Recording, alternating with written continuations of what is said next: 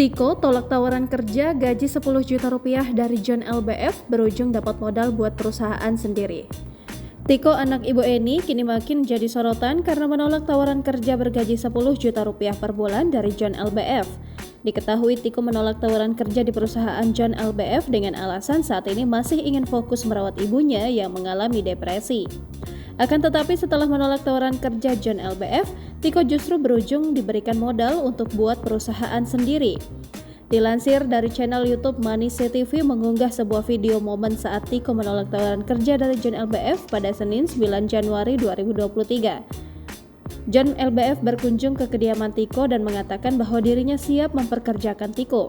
Bahkan John LBF kembali menawarkan soal gaji 10 juta yang akan dia berikan ke Tiko.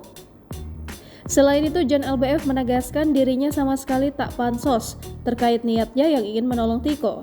Namun, John LBF merasa jika kisah Tiko selama ini mengetuk hatinya lantaran sangat berbakti dengan Ibu Eni. Bahkan John LBF juga mengaku bahwa dirinya akan memperbaiki rumah Tiko dan Ibu Eni agar layak untuk ditinggali, serta akan mengisi kediaman Tiko dengan berbagai perabot untuk kehidupan Tiko dan Ibu Eni jadi lebih mudah dan nyaman. John LBF juga menawarkan Tiko untuk tinggal di salah satu apartemen miliknya apabila Ibu Eni tak pulang ke rumah. Mengenai pekerjaan, John LBF menjelaskan ke Tiko soal sistem kerja bersamanya. Ia mengatakan ke Tiko untuk santai dan belajar secara pelan pekerjaan yang nantinya dilakukan di perusahaan John LBF. Menanggapi hal tersebut, Tiko akhirnya memberikan jawaban.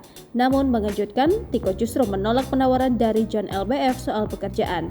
Bukan tanpa alasan, Tiko merasa jika saat ini dirinya masih harus fokus mengurus Ibu Eni dibanding bekerja berat. Tiko mengatakan dirinya lebih memilih untuk membuka usaha sendiri. Merespon hal tersebut, John LBF lantas bertanya apa yang Tiko butuhkan untuk memulai bisnisnya sendiri. Tak disangka John LBF justru menawari Tiko untuk membangun perusahaan sendiri.